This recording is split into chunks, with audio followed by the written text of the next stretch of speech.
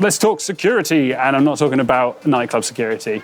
Seems like in this day and age, bike theft is more prevalent than ever. And you know, when your bikes are costing anywhere from 2,000 to 15,000 euros, dollars or pounds, I can see why. However, I can guarantee that if you have had a bike stolen, you will be saying at least one of these phrases. Am I ever gonna see my bike again? Oh, what could I have done to prevent that? Why me? Bike thieves are the worst. It's a good thing for you guys. I got a few tips and tricks to keep your bike safe and stop you from feeling the crushing disparity of bike theft. Hey, hey!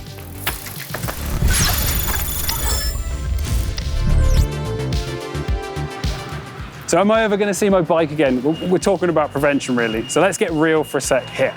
We're riding what's considered to be the future of transportation. So I like to think that most brands have probably got a little security trick or two tucked up their sleeves. So good thing is, brands like Bosch, Specialized, Greyp, and Storks all have onboard security features like remote tracking, remote alarm, and locking systems. So let's use the latest example here from one of our e-bike brands. So Bosch have released and extended their Flow Plus app and added something called eBike Protect. Now, that's got some amazing features on it. And you know, the obvious one is as soon as you turn the bike off, it arms it, it locks it, and then that activates this eBike Protect. eBike Protect will then start to flash and throw LEDs if the bike ever gets moved or attempted to be stolen. And more importantly, if the bike goes out of that designated area, it will send you a text and start to track the bike with its GPS. So, great. So not only that, within that Flow Plus app, they've also got something called eBike Lock. And that's a tool in which you can either use your kiosk display or smartphone to lock and unlock the bike's drive unit from working. So essentially makes your e-bike inert without it.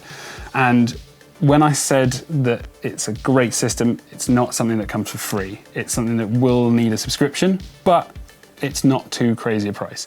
It's €4.99 a month or €39.99 annually. So they did make it sweeter with the first 12 months subscription for free, but you do need to purchase a Connect module that will set you back around €95, but that's a one-off cost. So taking a little step back, it's not all about Bosch. So one of the other companies I mentioned were Greyp. Now Greyp have got something a little bit different to most other brands. They've got an onboard camera. So it means that you can get a photo of the culprit who took your bike. Most of us have heard about AirTags. Now we're talking about bikes here. Let's get bike specific on this one. The Knog Scout.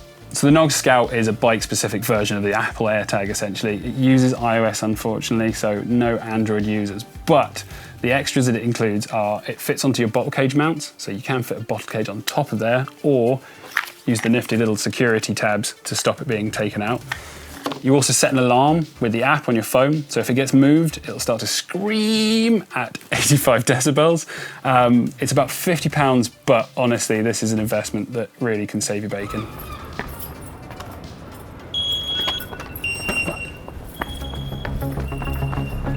So you might see cars have aftermarket screens and things fit.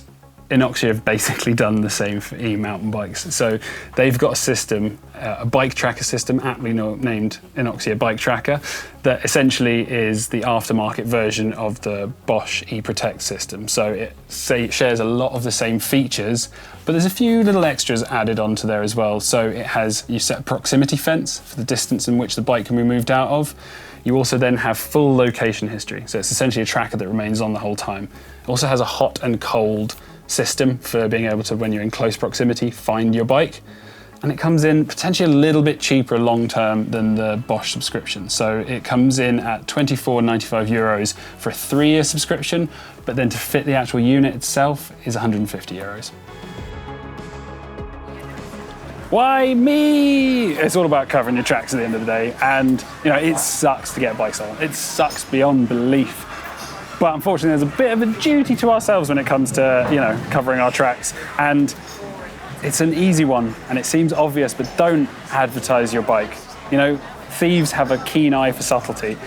And I think at the end of the day, if you're riding with Strava or Komoot or any other app like that, you know, do yourself a duty and select hide your profile. Or if you really, really have to share your profile with everyone else, don't start and end your ride from home. It's just basic common sense, unfortunately. And again, comes down to advertising your bike. If you're at your pub, your cafe, your garage, your shed, don't leave your bike out for too long. You know, at the end of the day, it's gonna flag up and someone's gonna go, well, I know where that bike is. It's almost as good as having a sign that says, free bike here. So saving the hardest question for last. What could I have done to prevent this? Now, this is the hardest question because it's a question that requires you to take a long, hard look at yourself in the mirror and realize what part you had to play in this. Are you upset? Nah, you're just disappointed. I'm full of stories. So back in the day, we used to get a bucket, bag of concrete, and a couple of hoops, and that was your ground anchor. Put them all together and you're good to go. But it's not that practical really, and it can be quite a big space. But alas, fear not, the bike industry has you covered. Hiplok have got something called the Anchor. Now it's ANKR. I don't know what the trend is for missing out syllables, but anyway, that's beside the point. They've got a ground anchor, or wall anchor for that matter, that you use tools to bolt on, but once it's locked with your bike on there, you can't use tools to get it off. It's a great system, so bolt it down onto your wall or floor, and it has to be brick and stone, not wood, unfortunately. And then what you do, thread the top on there. So once that's all bolted on, it's as simple as putting your lock through the hole, attaching it to your frame of wheels, and that's it, done. Simple, safe. So that's only half the equation, and locks are obviously the other half. We use the hip lock there in the example. That's great, it's a big, meaty chain. But I wanted something with a bit more finesse. You know, that in itself, you're not going to be taking with you on the bike if you're out and about. So Abus have made the Bordo range. Now I've got the 6500 here. It's a cool lock. It's foldable, it's neat, it's tidy. It mounts onto your bottle cage mounts. You can see I've used this one a fair bit to be seen, but it's the smaller features. So it's got material and metal that are angle grinder resistant, and it can come anywhere from 90 centimeters or 120 centimeters. So this in itself is great for home or out and about use.